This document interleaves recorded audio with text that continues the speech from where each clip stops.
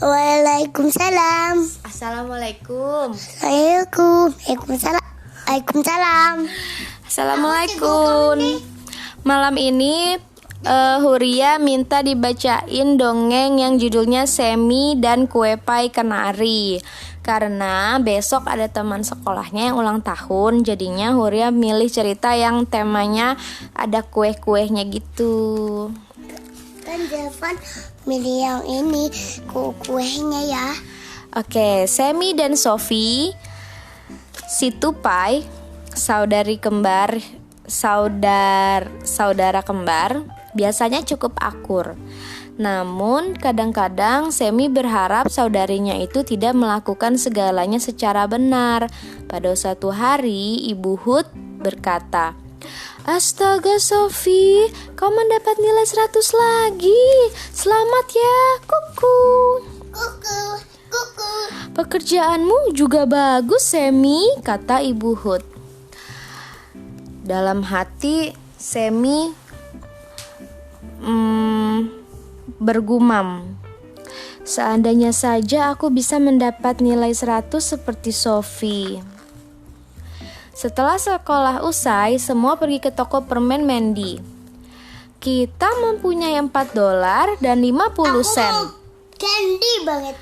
Berapa banyak permen yang bisa kita peroleh?" tanya Lili si Sigung.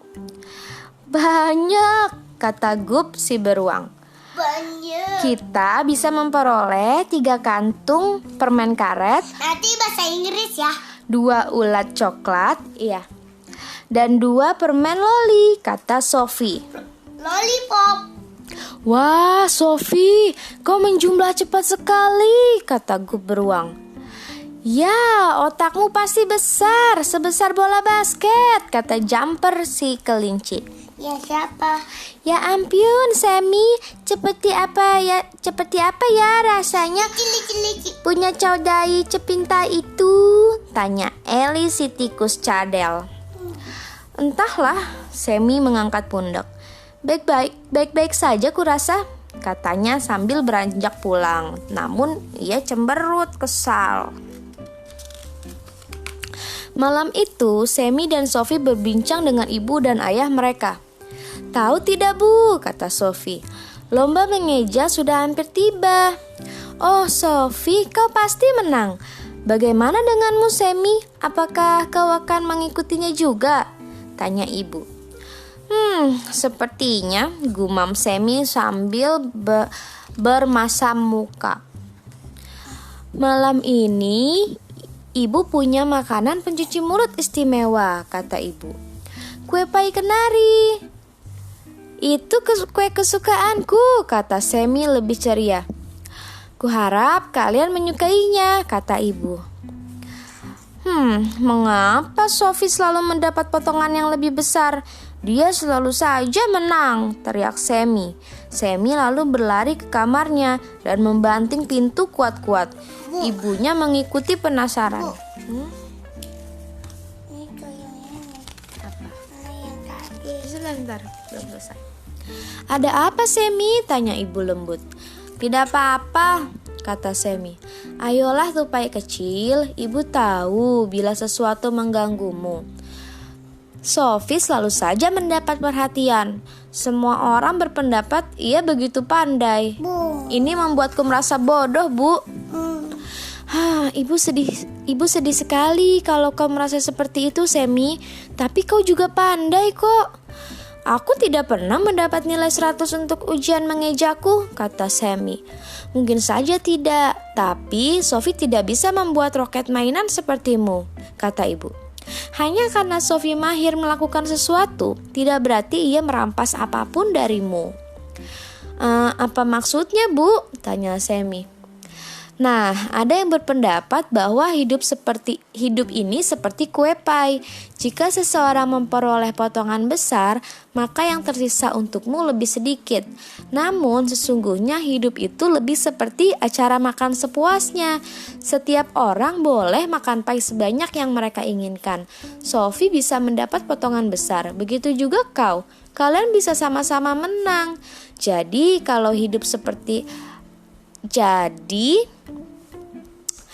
Kalau hidup seperti acara makan sepuasnya, bolehkah aku mendapat sepotong pai lagi, Bu? Minta Semi.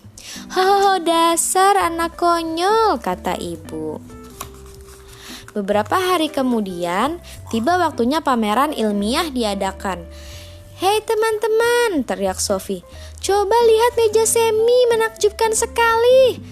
Terima kasih Sophie, kata Semi. Punyamu hebat juga. Wah Sophie, saudayamu begitu pintai, kata Eli tikus cadel. Bagus ya. Semuanya bagus. Tapi kok Eli fotonya yang harusnya ini sama ini. Ya ibu lanjut dulu ya. Pipi Semi merona sementara wajah Sophie berseri-seri. Goof ini ya. Pameran ilmiah. Ini pasti goof ya. Iya. Pameran ilmiah hari ini benar-benar hebat, kata Semi saat mereka berjalan pulang. Kuharap ibu masih punya kue pai. Semi pulang dengan rasa senang karena ia menjuarai lomba kreativitas.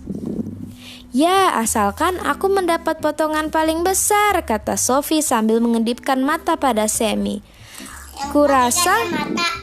Kurasa masih ada cukup pai untuk kita berdua, kata Semi. Yang tiba di rumah paling akhir kalah. Lalu mereka berdua lari ke rumah. Selesai. Yang pakai jabatan.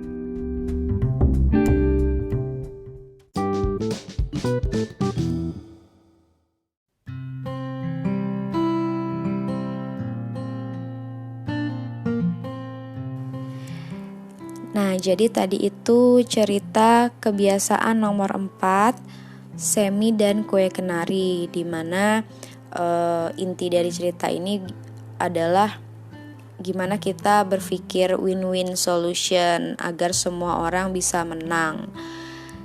Si penulis ini mengasihi kedua putranya yang masih kecil, namanya Nathan dan Weston.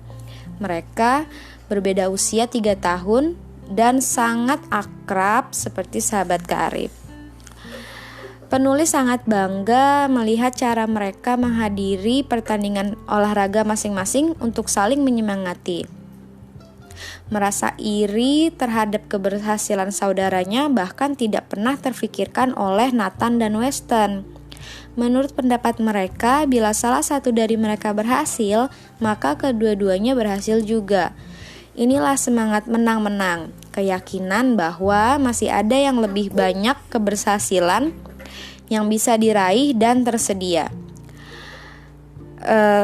Penulis sangat berharap agar kedua putranya senantiasa merasa seperti saudara karib dan teman dan sahabat. Namun dia tahu itu tidak mudah, di mana di dunia ini penuh persaingan. Sementara tumbuh dewasa, rasa iri dan cemburu mudah menyelinap memasuki hati apabila kita tidak berhati-hati.